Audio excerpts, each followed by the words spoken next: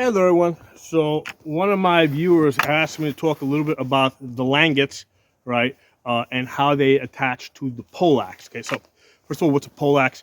And in different places of Europe, they spoke different languages, and within those regions, they even had different dialects. So don't get too caught up in the name. Poleaxe versus Warhammer, versus like Fiore just calls this a haja or an axe. So don't get too caught up in the name. What it really comes down to is it a two-piece head or is it a one-piece head, right? So the poleaxe has a two-piece head where you got a top spike and you got some type of a hammer or an axe, as opposed, right? As opposed to your halberd or your bill hook, or your glaive, which is basically a one-piece head that sockets down to the shaft. Okay, so this is a one-piece head. So you can still have a hammer or an axe and some type of a top spike, and I can make this look almost exactly like those. Okay, but the main thing here is that this is a one-piece design. It may look bigger, but it's usually thinner. Okay, and that's what allows this to go on a longer shaft, right? And I can swing and recover, right? Because there's less weight on that end over there. And usually, if you're using a halberd, like the way the Landsknechts would use them, you'd be like in large block formations, and a lot of times you're using this in large formation. You're using this hook over here to try pull people off of horses. So that makes sense where you need a lighter head with more reach. Okay, so you're not going to be really dueling with this, right? But this is, because for one thing, I mean, look just how hard it is to, maneuver and handle this. Okay, but this is great for reach if I'm trying to hit somebody on a horse or pull somebody off of a horse. Okay, so for dueling purposes, we're usually using shorter weapons. Okay, this poleaxe over here consists of two pieces. So you've got a top spike, right, like you see here, that comes down and it locks the hammer or the axe in place, and then it rivets down onto the shaft. So the top spike is the key that holds this thing together. If this top spike were to come off, then the hammer would also come off, and all you have is a stick here with this metal siding here, which actually is still pretty good for hitting people with, right? But the top spike's what holds this thing together. So now within that, there's usually two methods. One is where the spike with the langets here, they go through the axe head, right? So if you see over here, there's an eye or a hole in the axe head. The legs comes through, and then they spread, right? And they sit on the shaft over here, okay? And then they get riveted down. So what's holding this hammer in place here is the fact that you got the shoulder on top, so you got a wider area on top, and then you got a wider area on the bottom over here, right? That's what holds this in place, okay? So the other design is like this one over here, where it's almost the same thing over here, where the legs go around the head. You see how I have it wasted here, right? I basically hammered the head down. So this comes down, it locks it in place, and then it rivets through, okay? So this is the other main type of design that we see. But there is a hybrid that I used over here. So on this one over here, right, the blade, right, because on this one I have a blade instead of a spike, went through. There's still a shoulder over here. It's just more narrow. So the head stops on the shoulder over here. The legs split a little bit, right? But I didn't think I had enough material on top and on the bottom to lock this in place. So what I did is I ran two rivets through the head to hold it in place, right? So that's also a design that you will see where they use rivets, and sometimes they'll use side spikes, right? and we're going to talk about how those side spikes might be attached. But the important thing, though, is that those side spikes were really to hold this together. They're not so much so that you can hit people with the side spikes, because those side spikes are fasteners, and if you're hitting people with the fastener or the thing that's holding it together, it increases the chance that it's going to come apart at some point. Okay, so on this one over here, I actually have it wasted. Like, see how I brought it in, so that kind of protects the rivets a little bit, and it's also by hammering this thinner. Also, when I put those rivets through the head, there was less material that I had to go through. Okay, so hey everyone, I want to include this image from Talhofer. If you look at the bottom right corner, you'll see an image of the side spikes, and you can see how they they had to actually hand cut those threads and make the two pieces fit together. A very time-consuming process. Definitely something that was geared more for appearance. Like to gift to royalty. Okay, and I definitely would not want to be hitting somebody with the side spike, which is essentially just a fastener. So now that's kind of like an overview. I've covered this in other videos of how the construction of these poleaxes is. Now, one of the things, like, why did I use this method here versus this method over here? Well, with this method, like I said, I needed the material. I needed more material on the top and more material on the bottom to lock this hammer in place, which means that this needed to be thicker, which also is more weight over here. So in order for me to be able to swing and recover, this needed to be shorter. Okay, so with these other two methods here, right? So I'm able to go thinner on the shaft so that this could be a little bit longer, right? So on this one over here, even though this is the longest,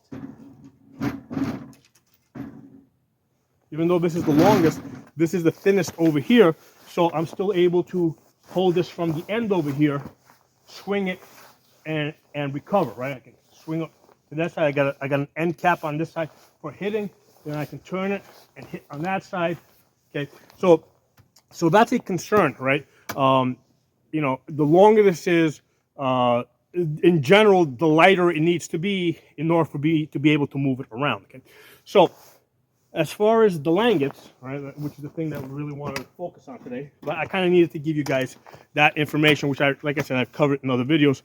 You got these langets that come down and hold it in place here. Now, when we look at some of these historical pieces, sometimes the langets on the top spike are really long. Okay, they might be coming all the way down here. So instead of having these steel langets that I have here as separate pieces, you can have this piece that comes down, a little bit longer.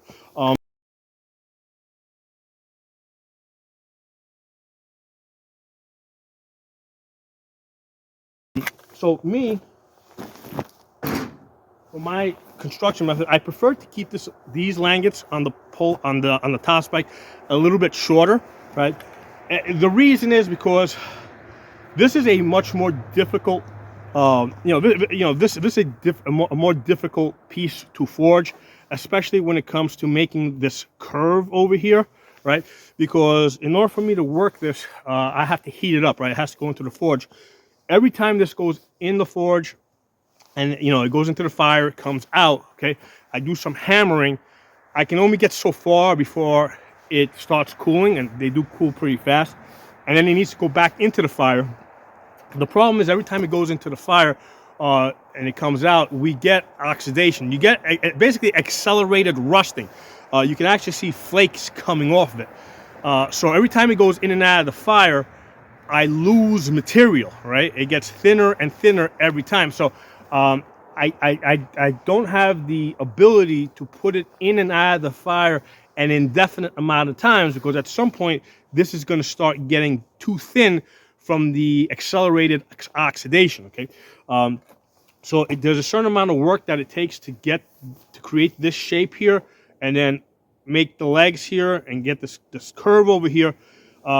And what I don't want to do is, okay, I did that, and now I want to make these a little bit longer, So that means I got to work on them a little bit more. So that means more time in and out of the fire.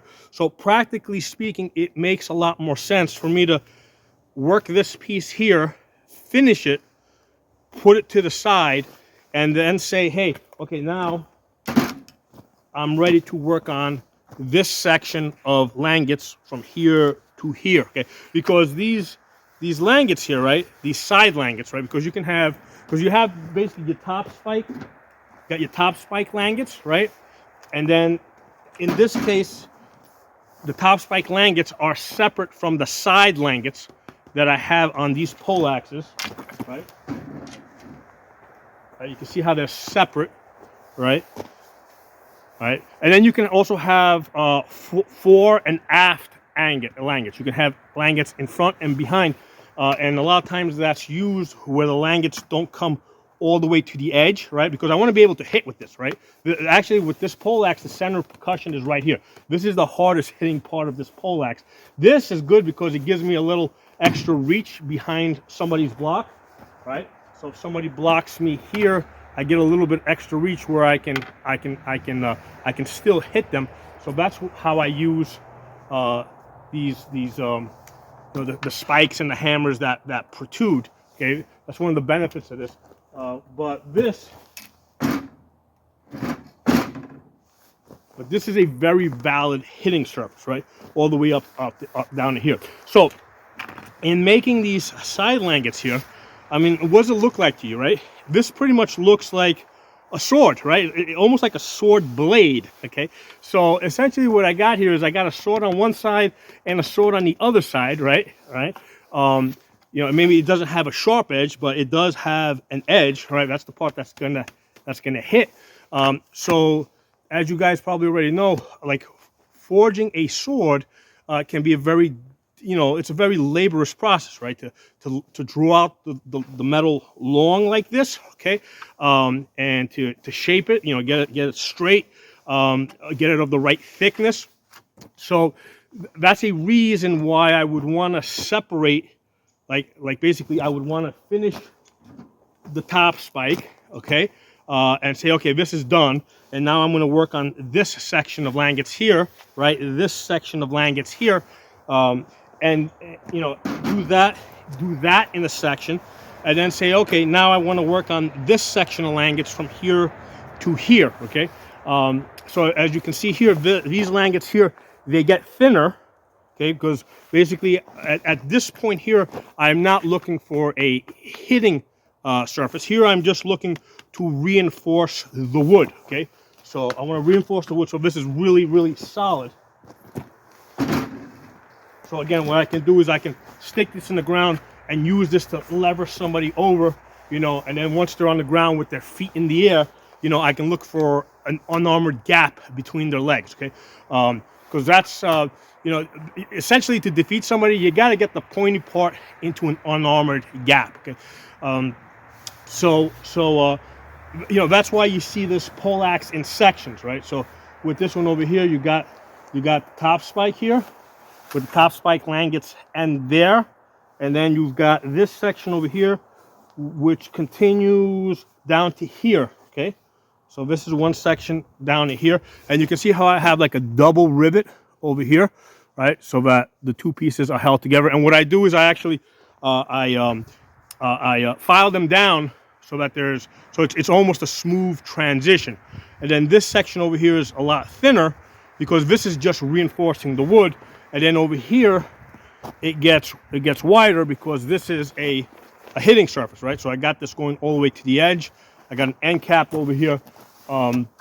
So that's the reason why these langets exist and why I made them the way I made them. You know, blacksmithing is a lot about, you know, you gotta be a little creative, all right? There's no one way to do things. Basically I've been fighting with medieval weapons for about 18 years, right? You know, I've done HEMA, I've done SCA, I've played with a couple of other groups. I played with EMP, Solara. So I have a lot of fighting experience that I bring into the construction of these poleaxes, okay? So next thing I want to address is, okay, well, fine, we got the langets, we understand why they're there. we understand why we got these in sections, right? Because it's easier for me to work on this in sections rather than try to make these legs go all the way down here. Because now if I screw up, like let's say I have these legs, right? Let's say I constructed this so that the legs extend all the way down. Well, if you think about it, let's say I screw up down here somehow. Well, now the whole thing is junk, right? I got to start all over again. Or I got to basically just cut it, right? Which I do, because these originally were a lot longer, and then I just cut them, okay? So it kind of makes more sense for me to work on this and to break this up into sections, and rather than try to have one single long piece that goes all the way down, okay?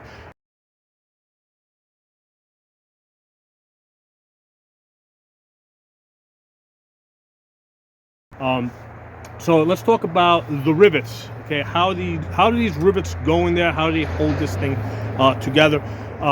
So when it comes to rivets, so here's the thing: a lot of times when you look at like museum pieces, you've got rivets that like really stand out. They're very decorative. Okay, as somebody that actually fights with these things, the important thing to me is that these rivets don't interfere with me sliding my hands back and forth. Okay, so if you look at these rivets, they are flush, they are smooth, okay, so that my hands can slide up and down really easy, right?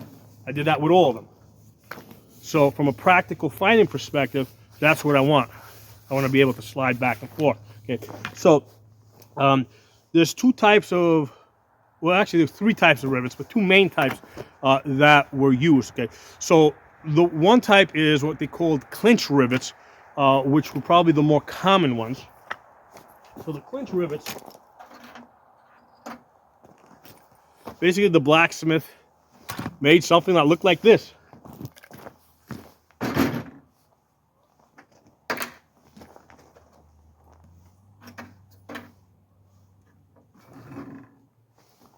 So you take your leftover metal scraps and you just forge them into something pointy like this, okay?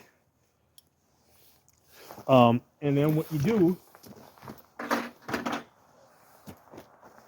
before after you construct the langets, what you do is you got to hot punch a hole through. So you get it hot, and then you take a spike and a hammer, and you put a hole through it, right? You hot punch a hole through the steel. So by hot punching that hole, you're going to be able to run the rivet through it. So what you could do is you could take a rivet like this, right? And you would cut this to where you need to cut it, right? So basically I would need it about there. So that means I would probably cut it about here, right?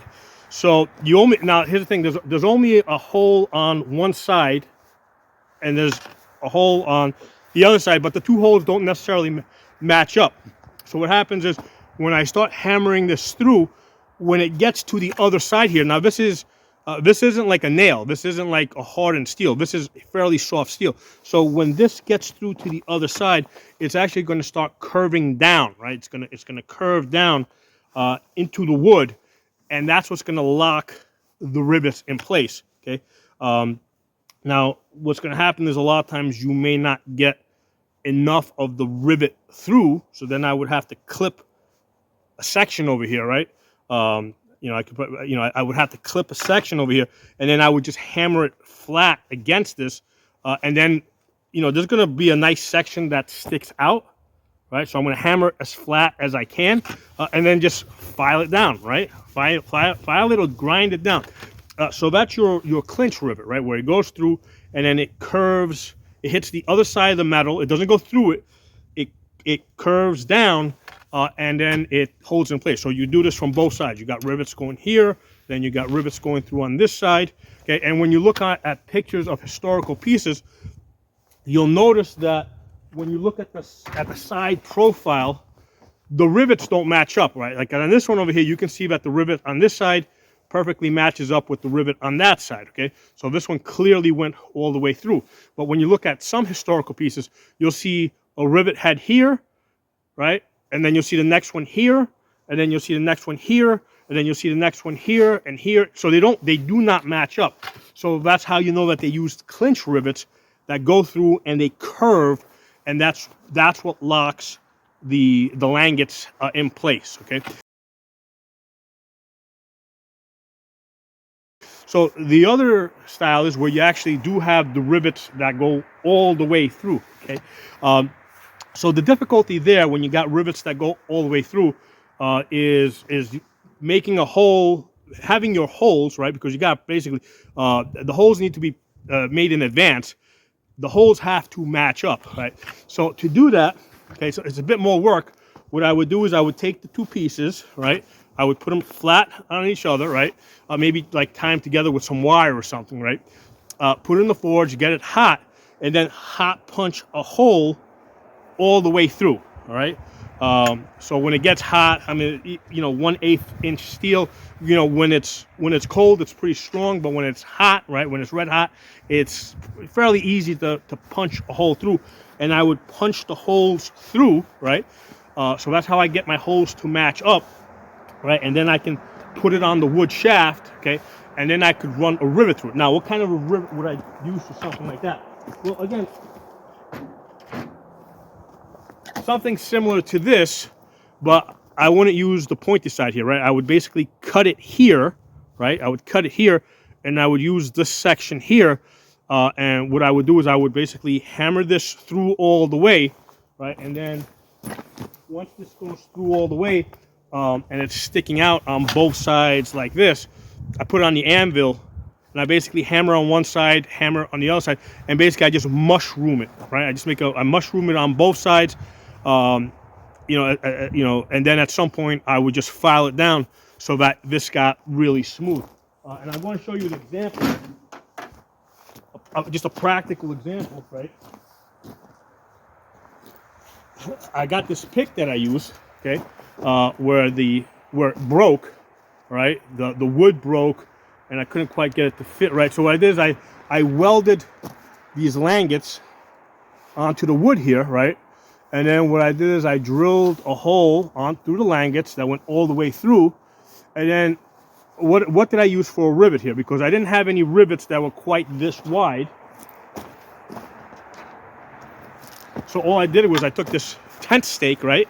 So this is like a tent stake, which is soft metal, right? So you can't use nails because nails are like hardened. Anything that's soft, like this tent stake, basically I ran this through. I clipped it, right? I cut it here, right? I put it on the anvil, and what I did is I mushroomed one side, and then I mushroomed the other side. And what happens is when you mushroom it, the ends like mushroom over, but also the shaft or the shank itself gets wider, okay? And it kind of fills in that gap, and that's what holds this in place, and this is working pretty good, okay? So rivets are basically like, it's basically the scrap metal that you got left over that you turn into a fastener. Okay, that's the rivets that we generally, that's what we use for rivets. Now, for the construction of these poleaxes here, because here's the thing, making these things, making rivets. Can be a little time consuming, right? Getting them to the right size, So I did kind of cheat this a little bit.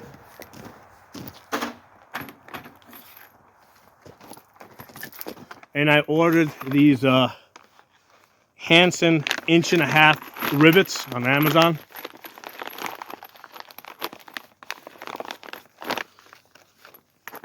Okay, so there you go. Those are the rivets that I mostly use because they're 3/16, so they're uniform. Basically they're all the same thickness. It just makes the construction go a little bit faster because in constructing these pole arms, I don't want to. There's only so much time I want to spend in. I want to put into actual riveting. Okay, and so I don't want to create rivets, especially if it's something that I'm going to grind down, make them flat, and it's not meant to be decorative. It's just meant to be functional. So the rivets go through the hole, right? See, like you see right there, it went through that hole. It got to the end there, right? And then what I did is I clipped the excess on this side. I maybe left like a 1/4 inch, you know, and then I hammered this side. I mushroomed it, and then as you can see here, right, there's way too much of a head on this. So then you just either file it or grind it down, and you make it flush. Because if you don't do that, when you slide your hands back and forth, it's going to catch on those rivets.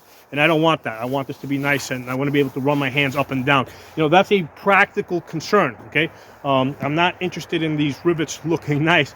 I'm interested in this being functional. Now, if this was going to go to, like, if I was planning to give this to royalty, yeah, then I might be more concerned with how the rivets look. Maybe I would use brass. You know, maybe I would make them stick out a little bit more, make them more decorative. So in a lot of the museum pieces that you see where the rivets, like, they stand out a lot, you know, that's because that really wasn't meant so much for fighting. That was meant for display. That was meant to be given as a gift to royalty. And they look really good, and that's why they ended up in museums, right? The weapons that were actually used in battles, you know, they didn't survive for more than maybe, you know, I mean, they didn't survive so long, depending on how much they were used, or if they were used in duels frequently. They didn't last long. Okay, in fact, a lot of the poleaxes that we see, there's actually artwork that we have of poleaxes, because most of the poleaxes, the langets only go down to about here, and then you got wooden shaft over here. And what we see is that they will usually break right where the langets end. Okay, so that's from this hitting, you know, wherever the langets end, that's the weak point. That's where they usually break.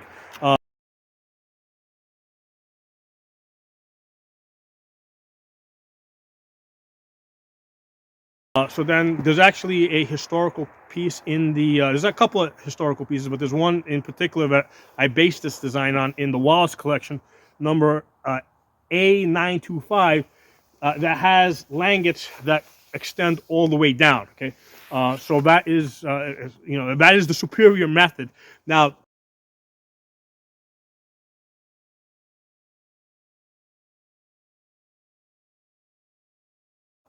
question becomes, why didn't they have langets that extend all the way down like I have done here? Okay, so remember what I said earlier, right? These langets, right, they're essentially like sword blades on each side, okay? So as you guys know, like forging something that's long and thin like a sword takes a lot of effort, right? Swords were expensive.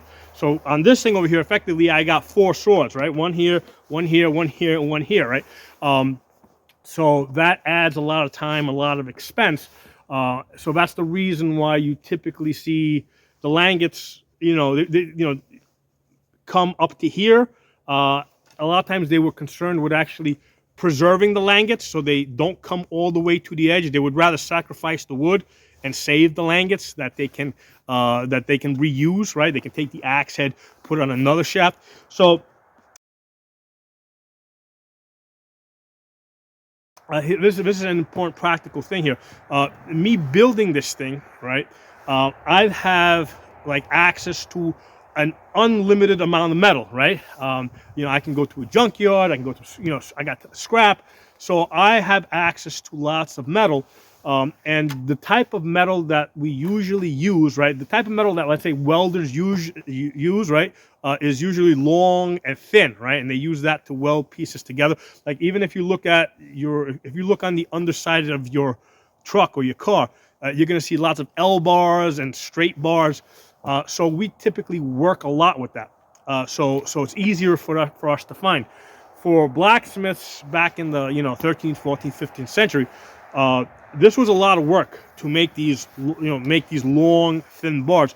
This is actually the easier part, right? Because if you look at this head, it's like, to most people, they'll look at these two heads and they'll say, wow, this head is really different from this head.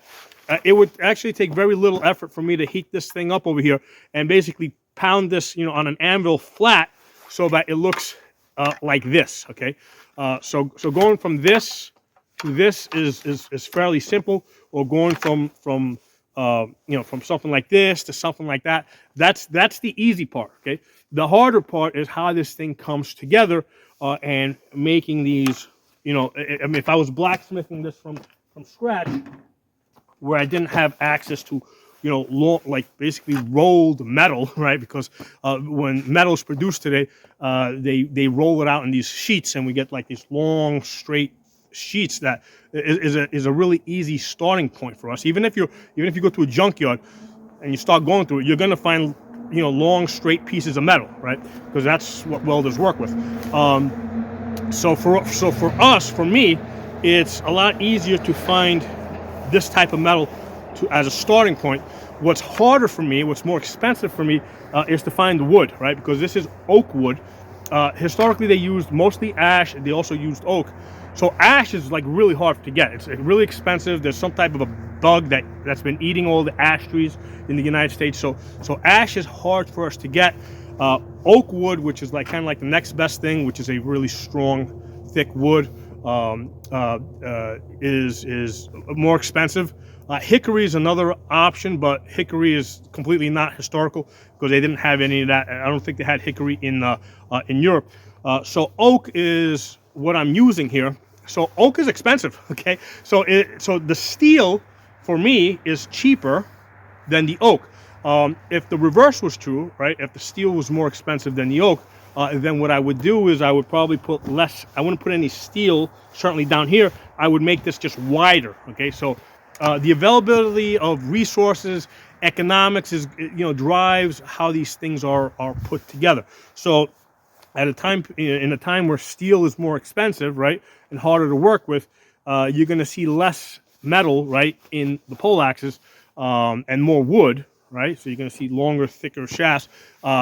Today, we're kind of like the opposite is true, where the oak wood is more expensive than the steel, and it's also like just hard to get. Like I got access to metal. I don't have. There's only so many places that sell oak, and it's only in certain sizes, etc. So this is an example where it was the most economical for me to buy oak wood that was like 3/4 of an inch thick, okay, by 1.5 inches wide, because it was pre-cut to that size. So that was the cheapest thing for me to buy in oak wood, and then just reinforce it with steel and run the rivets through it, which gives this thing a lot of strength. Okay, so economics have a lot to do with how you're gonna put these things together.